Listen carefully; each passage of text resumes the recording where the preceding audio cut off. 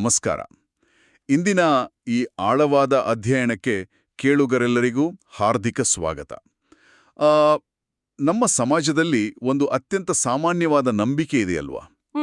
ಹೌದು, ಖಂಡಿತ ಇದೆ. ಅಂದ್ರೆ ಈ ವೇದಗಳು, ಯಜ್ಞಯಾಗಾದಿಗಳು ಮತ್ತು ಗಾಯತ್ರಿ ಮಂತ್ರದಂತಹ ಪವಿತ್ರ ಮಂತ್ರಗಳ ಪಠಣ ಇವೆಲ್ಲವೂ ಕೇವಲ ಪುರುಷರಿಗೆ ಮಾತ್ರ ಸೀಮಿತವಾದ ಹಕ್ಕುಗಳು ಅಂತ. ಹಲವರು ಇಂದಿಗೂ ಬಲವಾಗಿ ನಂಬಿದ್ದಾರೆ. ಅದು ತುಂಬಾ ವ್ಯಾಪಕವಾದ ತಪ್ಪು ಕಲ್ಪನೆ. ಆದರೆ ಇತಿಹಾಸದ ಪುಟಗಳನ್ನು ಆಳವಾಗಿ ಅಧ್ಯಯನ ಮಾಡಿದಾಗ ನಮಗೆ ಸಿಗುವ ಸತ್യമೇ ಬೇರೆ. ಪ್ರಾಚೀನ ಕಾಲದಲ್ಲಿ ಅಂದರೆ ವೇದಗಳ ಕಾಲದಲ್ಲಿ ಮಹಿಳೆಯರಿಗೆ ವೇದಾಧ್ಯಯನ ಮಾಡುವ ಹಕ್ಕು ಮತ್ತು ಗಾಯತ್ರಿ ಮಂತ್ರವನ್ನು ಪಠಿಸುವ ಅಧಿಕಾರ ಇತ್ತೇ ಎಂಬ ರೋಚಕ ಪ್ರಶ್ನೆಯ ಬೆನ್ನು ಹತ್ತಿ ನಾವಿಂದು ಹೊರಟಿದ್ದೇವೆ. ಈ ನಿಟ್ಟಿನಲ್ಲಿ ಇಂದಿನ ಚರ್ಚೆ ಬಹಳ ಮುಖ್ಯವಾಗುತ್ತದೆ. ಹೌದು. ಇಂದಿನ ನಮ್ಮ ಈ ಸಂಪೂರ್ಣ ವಿಚಾರ ಮಂಥನವು ಸೌ ಅನಿತಾ ಅರವಿಂದ್ ಸರ್ರಾಫ್ ಅವರು ನಮಗೆ ಒದಗಿಸಿರುವ ಅತ್ಯಮೂಲ್ಯವಾದ ಗಾಯತ್ರಿ ಚೈತನ್ಯವನ್ನು ಆಧರಿಸಿದೆ. ಈ ಗಾಯತ್ರಿ ಚೈತನ್ಯದ ಮೂಲಕ ನಾವಿಂದು ಅನೇಕ ವಿಸ್ಮಯಕಾರಿ ಸತ್ಯಗಳನ್ನು ಅನಾವರಣಗೊಳಿಸಲಿದ್ದೇವೆ. ಖಂಡಿತ. ಇಂದಿನ ಈ ಚರ್ಚೆಯ ಮುಖ್ಯ ಗುರಿ ಕೇವಲ ಇತಿಹಾಸದ ಕೆಲವು ಘಟನೆಗಳನ್ನು ಮೆಲುಗು ಹಾಕುವುದಲ್ಲ. ನಮ್ಮ ಸಮಾಜದಲ್ಲಿ ಇಂದಿಗೂ ಆಳವಾಗಿ ಬೇರೂರಿರುವ, ತಲೆಮಾರಿನಿಂದ ತಲೆಮಾರಿಗೆ ಹರಿದು ಬಂದಿರುವ ಆ ಕೆಲವು ತಪ್ಪು ಕಲ್ಪನೆಗಳನ್ನು ಸಂಪೂರ್ಣವಾಗಿ ಹೋಗಲಾಡಿಸುವುದು ನಮ್ಮ ಉದ್ದೇಶ. ಅತ್ಯಂತ ಸೂಕ್ತವಾದ ಮಾತು. ಮಹಿಳೆಯರ ಆಧ್ಯಾತ್ಮಿಕ ಹಾಗೂ ಬೌದ್ಧಿಕ ಹಕ್ಕುಗಳ ಕುರಿತಾದ ನೈಜ ಐತಿಹಾಸಿಕ ಸತ್ಯಗಳನ್ನು ಈ ಗಾಯತ್ರಿ ಚೈತನ್ಯದಿಂದ ಹೊರತೆಗೆದು ಅತ್ಯಂತ ಸ್ಪಷ್ಟವಾಗಿ ಎಲ್ಲರೆದುರು ಪ್ರಸ್ತುತಪಡಿಸುವುದೇ ಇಂದಿನ ನಮ್ಮ ಗುರಿ. ಇದು ನಮ್ಮ ಸನಾತನ ಧರ್ಮದ ಅಸಲಿ ಮತ್ತು ಅತ್ಯಂತ ವಿಶಾಲವಾದ ದೃಷ್ಟಿಕೋನವನ್ನು ಅರ್ಥ ಮಾಡಿಕೊಳ್ಳುವ ಒಂದು ಪ್ರಾಮಾಣಿಕ ಪ್ರಯತ್ನವಾಗಿದೆ. ಸರಿ, ಇದನ್ನೆಲ್ಲ ಬಿಡಿಸಿ ನೋಡೋಣ ಬನ್ನಿ. ಇಂದಿಗೂ ಸಹ ನಮ್ಮ ಸುತ್ತಮುತ್ತಲಿನ ಸಮಾಜದಲ್ಲಿ ಕೆಲವರು ಮಹಿಳೆಯವು ಗಾಯತ್ರಿ ಮಂತ್ರವನ್ನು ಜಪಿಸಬಾರದು, ಅವರಿಗೆ ವೇದಗಳನ್ನು ಕಲಿಯುವ ಅಧಿಕಾರವಿಲ್ಲ ಅಂತ ಅತ್ಯಂತ ಕಟ್ಟುನಿಟ್ಟಾಗಿ ವಾದಿಸ್ತಾರೆ. ಹೌದು, ಹಾಗೆ ವಾದಿಸುವವರು ಸಾಕಷ್ಟು ಜನರಿದ್ದಾರೆ. ಆದರೆ ಸಾ ಅನಿತಾ ಅರವಿಂದ ಸರಾಫ್ ಅವರು ನೀಡಿರುವ ಈ ಗಾಯತ್ರಿ ಚೈತನ್ಯವನ್ನು ಆಳವಾಗಿ ಅಧ್ಯಯನ ಮಾಡಿದಾಗ ಈ ವಾದವು ಎಷ್ಟೊಂದು ಪೊಳ್ಳು ಎಂಬುದು ಅತ್ಯಂತ ಸ್ಪಷ್ಟವಾಗುತ್ತದೆ. ವೇದಕಾಲದ ಸಮಾಜವು ಮಹಿಳೆಯರಿಗೆ ನೀಡಿದ್ದ ಸ್ಥಾನಮಾನವು ನಾವು ಇವತ್ತು ಊಹಿಸಿರುವುದಕ್ಕಿಂತಲೂ ಎಷ್ಟೋ ಪಾಲು ಉನ್ನತವಾಗಿತ್ತು ಅಲ್ವಾ? ನಿಜ. ಈ ಗಾಯತ್ರಿ ಚೈತನ್ಯದಲ್ಲಿ ಅಡಕವಾಗಿರುವ ಮಾಹಿತಿಯು ನಿಜಕ್ಕೂ ನಮ್ಮ ಕಣ್ಣು ತೆರೆಸುವಂತಹದು. ನಾವು ಪ್ರಾಚೀನವಾದ ಋಗ್ವೇದವನ್ನು ಸೂಕ್ಷ್ಮವಾಗಿ ಗಮನಿಸಿದ್ರೆ ಅದರಲ್ಲಿಯೇ ಬರೋಬ್ಬರಿ 32 ಜನ ಮಹಿಳಾ ಋಷಿಕಯ್ಯರು ಉಲ್ಲೇಖವಿದೆ. 32 ಜನ ಮಹಿಳಾ ಋಷಿಕಯ್ಯರು? ಇದು ನಿಜಕ್ಕೂ ಆಶ್ಚರ್ಯಕರ ವಿಚಾರ. ಹೌದು. ಇಲ್ಲಿ ನಾವು ಋಷಿಕೈ ಎಂಬ ಪದವನ್ನು ಸರಿಯಾಗಿ ಅರ್ಥ ಮಾಡ್ಕೊಳ್ಬೇಕು. ಋಷಿಕಯ್ಯರು ಎಂದ್ರೆ ಕೇವಲ ದೇವರನ್ನು ಪ್ರಾರ್ಥಿಸುವ ಸಾಮಾನ್ಯ ಭಕ್ತೆಯರಲ್ಲ. ಮತ್ತೆ ಅವರು ಮಂತ್ರದ್ರಷ್ಟಾರರು ಅಂತ ಹೇಳಬಹುದಾ? ನಿಖರವಾಗಿ. ಅವರು ಮಂತ್ರದ್ರಷ್ಟಾರರು.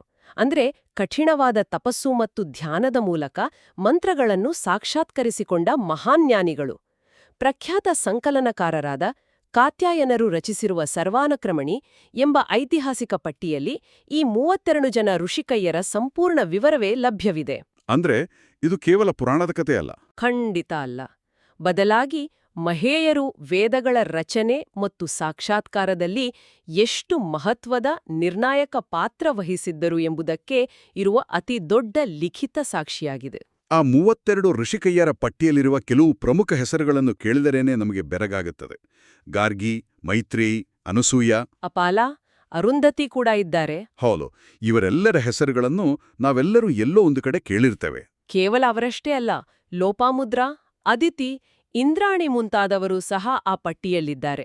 ಜೊತೆಗೆ ಕಾಮಾಯಾಣಿ, ಗೋಧ, ಘೋಷ, ಪೌಲೋಮಿ, ಶಕುಂತಲ, ಸಾವಿತ್ರಿ, ಸೀತಾ, ಸೂರ್ಯ ಸಾವಿತ್ರಿ ಮುಂತಾದ ಹಲವಾರು ದಿಗ್ಗಜ ಮಹಿಳೆಯರ ಹೆಸರುಗಳು ಈ ಗಾಯತ್ರಿ ಚೈತನ್ಯದಲ್ಲಿ ಉಲ್ಲೇಖಗೊಂಡಿವೆ. ಇವರೆಲ್ಲರೂ ವೇದಶಾಸ್ತ್ರಗಳಲ್ಲಿ ಅತ್ಯಂತ ಪಾರಂಗತರಾಗಿದ್ದ ಅಪ್ರತಿಮ ವಿದುಷಿಯರು. ಕೇವಲ ಒಂದೆರಡು ಉದಾಹರಣೆಗಳಲ್ಲ. ಇಷ್ಟೊಂದು ದೊಡ್ಡ ಸಂಖ್ಯೆಯಲ್ಲಿ ಮಹಿಳೆಯರು ಮಂತ್ರದ್ರಷ್ಟಾರರಾಗಿದ್ದರು ಎಂದರೆ ಪ್ರಾಚೀನ ಕಾಲದಲ್ಲಿ ಸ್ತ್ರೀಯರಿಗೆ ಅತ್ಯುನ್ನತ ಮಟ್ಟದ ಶಿಕ್ಷಣ ಇತ್ತು ಅಂತ ಸಾಬೀತಾಗುತ್ತದೆ. ಮತ್ತು ಸಂಪೂರ್ಣ ಆಧ್ಯಾತ್ಮಿಕ ಸ್ವಾತಂತ್ರ್ಯವಿತ್ತು ಎಂಬುದು ನಿರ್ವಿವಾದವಾದಿ ಸಾಬೀತಾಗ್ತದೆ. ಈ ಸಂದರ್ಭದಲ್ಲಿ ನಾವೆಲ್ಲರೂ ಒಂದು ಅತ್ಯಂತ ತಾರ್ಕಿಕವಾದ ಮತ್ತು ಮಹತ್ವದ ಪ್ರಶ್ನೆಯನ್ನು ಕೇಳಿಕೊಳ್ಳಬೇಕಾಗ್ತದೆ. ಖಂಡಿತ. ಯಾವ ಪ್ರಶ್ನೆ ಅದು?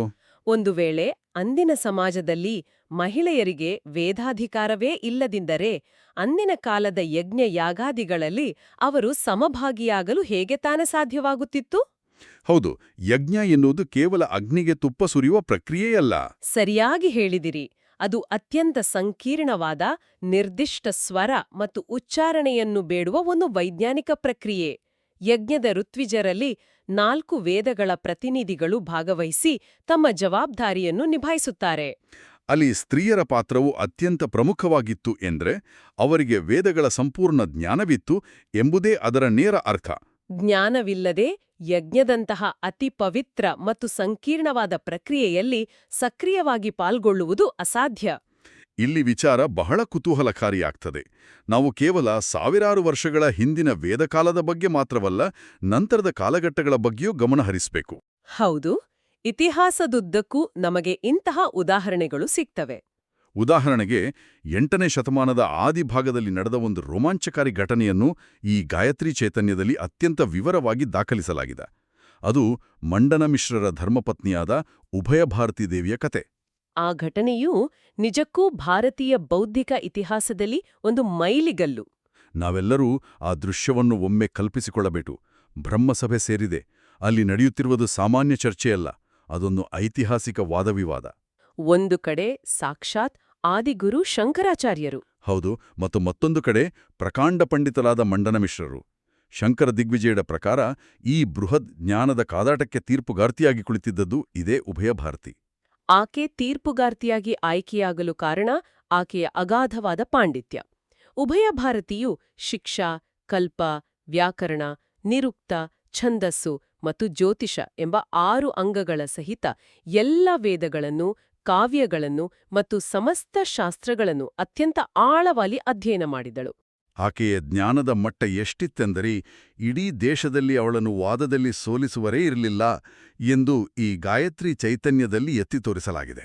ಶಂಕರಾಚಾರ್ಯರು ಮತ್ತು ಮಂಡನ ಮಿಶ್ರರಂತಹ ದಿಗ್ಗಜರ ನಡುವಿನ ವಾದವನ್ನು ಅಳೆದು ತೂಗಿ ತೀರ್ಪು ನೀಡಬೇಕಾದ್ರೆ ಆಕೆಯ ಬೌದ್ಧಿಕ ಸಾಮರ್ಥ್ಯ ಆ ಇಬ್ಬರಿಗಿಂತಲೂ ಮಿಗಿಲಾಗಿರ್ಬೇಕಲ್ವೇ?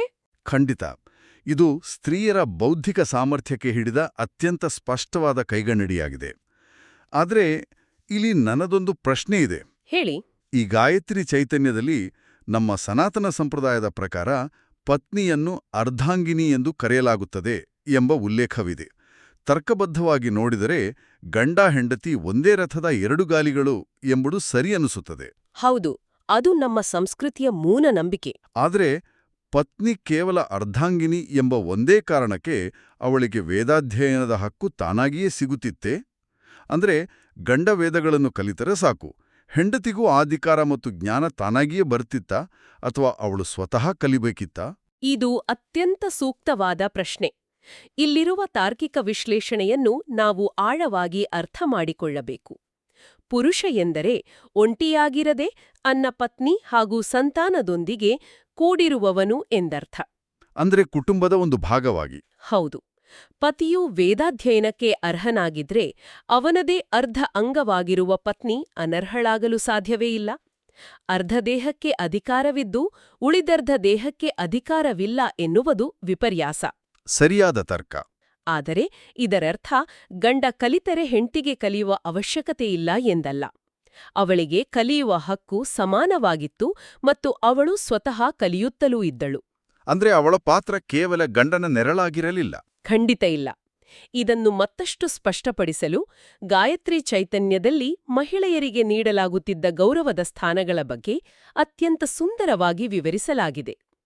ಮಹಿಳೆಯನ್ನು ಕೇವಲ ಒಂದೇ ದೃಷ್ಟಿಕೋನದಿಂದ ನೋಡದೆ ಅವಳ ಜವಾಬ್ದಾರಿಗಳಿಗೆ ಅನುಗುಣವಾಗಿ 3 ವಿಶಿಷ್ಟವಾದ ಪದಗಳಿಂದ ಕರೆಯಲಾಗುತ್ತಿತ್ತು. ಆ 3 ಪದಗಳು ಯಾವುವು? ಮಾತೆಯಾಗಿ ಆಕೆಯನ್ನು ಜನಿ ಎಂದು ಗೌರವಿಸಲಾಗುತ್ತಿತ್ತು. ಮತ್ತು ಮೂರನೆಯದು? ಅದೇ ರೀತಿ ಧಾರ್ಮಿಕ ಕಾರ್ಯಗಳಲ್ಲಿ, ಅಂದರೆ ಯಜ್ಞ ಯಾಗಾದಿಗಳಲ್ಲಿ ಪತಿಯೊಂದಿಗೆ ಸಮಾನವಾಗಿ ಜ್ಞಾನವನ್ನು ಹಂಚಿಕೊಂಡು ಸಹಭಾಗಿ ಆಗುವವಳಾಗಿ ಆಕೆಯನ್ನು ಪತ್ನಿ ಎಂದು ಕರೆಯಲಾಗುತ್ತಿತ್ತು. ಓಹೋ, ಪತ್ನಿ ಎಂಬ ಪದದ ಹಿನ್ನೆಲೆ ಇದೇನಾ? ಹೌದು, ಪತ್ನಿ ಎಂಬ ಪದವೇ ಧಾರ್ಮಿಕ ಮತ್ತು ಬೌದ್ಧಿಕ ಸಮಾನತೆಯನ್ನು ಎತ್ತಿಹಿಡಿಯುತ್ತದೆ. ಇಲ್ಲಿ ಗಮನಿಸಬೇಕಾದ ಅತ್ಯಂತ ಸೋಜಿಗದ ವಿಷಯವೆಂದರೆ ಯಜ್ಞಗಳಲ್ಲಿ ಮಹಿಳೆಯರ ಪಾತ್ರ ಕೇವಲ ಗಂಡನ ಪಕ್ಕದಲ್ಲಿ ಮೂಕವಿಸ್ಮಿತರಾಗಿ ಕುಳಿತುಕೊಳ್ಳುವುದಕ್ಕಷ್ಟೇ ಸೀಮಿತವಾಗಿರಲಿಲ್ಲ. ಬೇರೆ ಏನು ಮಾಡುತ್ತಿದ್ದರು? ನಮಗೆ ಲಭ್ಯವಿರುವ ಇತಿಹಾಸದ ಪ್ರಕಾರ ಸ್ವತಃ ಮನುವಿನ ಪುತ್ರಿಯೂ ತನ್ನ ತಂದೆಗೆ ಯಜ್ಞಕ್ಕೆ ಸಂಬಂಧಿಸಿದ ಅತ್ಯಂತ ಕ್ಲಿಷ್ಟಕರವಾದ ಮತ್ತು ಮಹತ್ವದ ಸಲಹೆಗಳನ್ನು ನೀಡಿದ್ದಳು. ಇದು ನಿಜಕ್ಕೂ ಆಶ್ಚರ್ಯದ ಸಂಗತಿ. ಅಷ್ಟೇ ಅಲ್ಲ, ಇಡಾ ಎಂಬ ಪ್ರಸಿದ್ಧ ಬ್ರಹ್ಮವಾದಿನಿಯನ್ನು ಯಜ್ಞಾನುಕಾಶಿನಿ ಎಂದು ಕರೆಯಲಾಗಿತ್ತು. ಅಂದರೆ ಯಜ್ಞದ ಗೂಢವಾದ ತತ್ವಗಳನ್ನು ವಿಶ್ಲೇಷಿಸಿ ಬೆಳಗಬಲ್ಲವಳು ಎಂಬರ್ಥ. ಯಜ್ಞಾನುಕಾಶಿನಿ ಎಂತಹ ಅದ್ಭುತವಾದ ಪದ.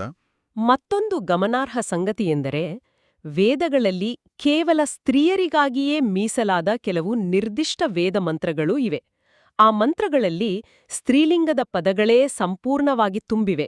ವಿವಾಹ ಸಮಾರಂಭಗಳಲ್ಲೂ ಕೆಲವು ಪ್ರಮುಖ ವೈದಿಕ ಮಂತ್ರಗಳು ಸ್ತ್ರೀಯರಿಂದಲೇ ಪಠಿಸಲ್ಪಡ್ತಿದ್ವು. ಇವೆಲ್ಲವೂ ಮಹಿಳೆಗೆ ಇದ್ದ ವಿಶಿಷ್ಟ ಮತ್ತು ಸ್ವತಂತ್ರ ಹಕ್ಕುಗಳನ್ನು ದೃಢಪಡಿಸುತ್ತವೆ. ಖಂಡಿತವಾಗಿ. ಇವೆಲ್ಲವನ್ನು ಕೇಳುತ್ತಿದ್ರೆ ನಮ್ಗೆ ವೇದಕಾಲದ ಸಮಾಜ ಎಷ್ಟು ಪ್ರಬುದ್ಧವಾಗಿತ್ತು, ಎಷ್ಟು ಮುಕ್ತವಾಗಿತ್ತು ಎಂಬುದು ಅರಿವಾಗುತ್ತದೆ. ಈ ಗಾಯತ್ರಿ ಚೈತನ್ಯದಲ್ಲಿರುವ ಮತ್ತೊಂದು ಆಶ್ಚರ್ಯಕರವಾದ ಮಾಹಿತಿಯನ್ನು ನಾನಿಲ್ಲಿ ಹಂಚಿಕೊಳ್ಳಲೇಬೇಕು. ಹಂಚ್ಕೊಳ್ಳಿ. ಹಾರಿತ ಸಂಹಿತೆಯ ಪ್ರಕಾರ ವೇದಕಾಲದ ಮಹಿಳೆಯರಲ್ಲಿ ಪ್ರಮುಖವಾಗಿ 2 ವಿಭಾಗಗಳಿದ್ದವು ಎಂಬ ಉಲ್ಲೇಖವಿದೆ. ಮೊದಲನೆಯ ವಿಭಾಗ ಸದ್ಯೋವಧು. ಈ ವಿಭಾಗವನ್ನು ಆಯ್ದುಕೊಂಡ ಮಹಿಳೆಯರು ಗೃಹಸ್ಥ ಕಾರ್ಯಗಳನ್ನು ಅಂದರೆ ಸಂಸಾರದ ಜವಾಬ್ದಾರಿಗಳನ್ನು ಮತ್ತು ಲೌಕಿಕ ಕಾರ್ಯಗಳನ್ನು ನೋಡ್ಕೊಳ್ತಿದ್ರು. ಆದ್ರೆ ಎರಡನೇ ವಿಭಾಗವೇ ನಮ್ಮೆಲ್ಲರ ಹುಬ್ಬೇರಿಸುವಂಥದ್ದು ಅಲ್ವಾ? ಹೌದು, ಅದು ಬ್ರಹ್ಮವಾದಿನಿ. ಈ ಬ್ರಹ್ಮವಾದಿನಿಯರು ಬ್ರಹ್ಮ ಉಪಾಸನೆ ಮಾಡುವುದು, ಕಠಿಣವಾದ ವೇದಾಧ್ಯಯನ ಮಾಡುವುದು, ಅಗ್ನಿಹೋತ್ರಗಳನ್ನು ನೆರವೇರಿಸುವುದು ಮಾತ್ರವಲ್ಲದೆ ವೇದಪಾಠಗಳನ್ನು ಇತರರಿಗೆ ಹೇಳಿಕೊಡುವ ಆಚಾರ್ಯರಾಗಿಯೂ ಕಾರ್ಯನಿರ್ವಹಿಸುತ್ತಿದ್ದರು. ಅಂದ್ರೆ ಅವರು ಕೇವಲ ವಿದ್ಯಾರ್ಥಿನಿಯರಾಗಿರಲಿಲ್ಲ, ಗುರುಗಳೂ ಆಗಿದ್ರು. ಹೌದು, ಆಚಾರ್ಯರಾಗಿ ಮಹಿಳೆಯರು ಕಾರ್ಯನಿರ್ವಹಿಸುತ್ತಿದ್ದರು ಎಂಬುದು ಅತ್ಯಂತ ಮಹತ್ವದ ಅಂಶ. ಆದಿಗುರು ಶಂಕರಾಚಾರ್ಯರು ಕೂಡ ತಮ್ಮ ವ್ಯಾಖ್ಯಾನದಲ್ಲಿ ಬ್ರಹ್ಮವಾದಿನಿ ಎಂಬ ಪದಕ್ಕೆ ಅತ್ಯಂತ ಸ್ಪಷ್ಟವಾದ ಅರ್ಥವನ್ನು ನೀಡಿದ್ದಾರೆ. ಅವರ ಪ್ರಕಾರ ಬ್ರಹ್ಮವಾದಿನಿ ಎಂದರೆ ಕೇವಲ ಬ್ರಹ್ಮನನ್ನು ಅರಿಯುವವಳು ಅಥವಾ ಧ್ಯಾನ ಮಾಡುವವಳು ಮಾತ್ರವಲ್ಲ, ವೇದಗಳ ಪ್ರವಚನ ಮಾಡುವವಳು ಎಂದರ್ಥ ಅಲ್ವಾ? ನಿಖರವಾಗಿ ವೇದಗಳ ಪ್ರವಚನ ಮಾಡುವವಳು ಎಂದರ್ಥ. ಅಂದರೆ ಮಹಿಳೆಯರಿಗೆ ಕೇವಲ ಜ್ಞಾನವನ್ನು ಗ್ರಹಿಸುವ ಹಕ್ಕು ಮಾತ್ರವಲ್ಲ, ಆ ಜ್ಞಾನವನ್ನು ಸಮಾಜಕ್ಕೆ ಹಂಚುವ ಹಕ್ಕು ಇತ್ತು. ಇದು ನಿಜಕ್ಕೂ ಹೆಮ್ಮೆಯ ವಿಷಯ. ಇದಕ್ಕೆ ಪೂರಕವಾಗಿ ಯಮಸ್ಮೃತಿ ಮತ್ತು ಮಹರ್ಷಿ ದೈವರಾತ್ರರ ವಿವರಣೆಗಳಲ್ಲಿ ಬಹಳ ಸ್ಪಷ್ಟವಾಗಿ ಹೇಳಲಾಗಿದೆ. ಪ್ರಾಚೀನ ಕಾಲದಲ್ಲಿ ಸ್ತ್ರೀಯರಿಗೆ ಮೌಂಜಿ ಬಂಧನ ಅಂದರೆ ಉಪನಯನ ಸಂಸ್ಕಾರ, ವೇದಾಧ್ಯಯನ ಮತ್ತು ಸಾವಿತ್ರಿ ವಾಚನ ಅಂದರೆ ಗಾಯತ್ರಿ ಮಂತ್ರ ಪಠನ ಮಾಡುವ ಸಂಪ್ರದಾಯ ಸರ್ವೇ ಸಾಮಾನ್ಯವಾಗಿತ್ತು. ಉಪನಯನ ಎನ್ನುವುದು ಕೇವಲ ಪುರುಷರಿಗೆ, ಅದು ಬಾಲಕರಿಗೆ ಮಾತ್ರ ಸೀಮಿತವಾಗಿರುವ ಆಚರಣೆ ಅಂತ ಇಂದಿನ ಸಮಾಜ ನಂಬಿದೆ. ಆದರೆ ಸ್ತ್ರೀಯರಿಗೂ ಉಪನಯನ ಇತ್ತು ಎನ್ನುವುದು ಈ ಗಾಯತ್ರಿ ಚೈತನ್ಯದಿಂದ ಬಹಳ ನಿಚ್ಚಳವಾಗಿ ಅರ್ಥವಾಗುತ್ತದೆ. ಹೌದು, ಉಪನಯನವನ್ನು ನಾವು ಕೇವಲ ಒಂದು ಧಾರ್ಮಿಕ ದಾರವನ್ನು ಧರಿಸುವ ಆಚರಣೆ ಎಂದು ಭಾವಿಸಬಾರದು. ಖಂಡಿತ, ಅದೊಂದು ಆಳವಾದ ಸಂಸ್ಕಾರ.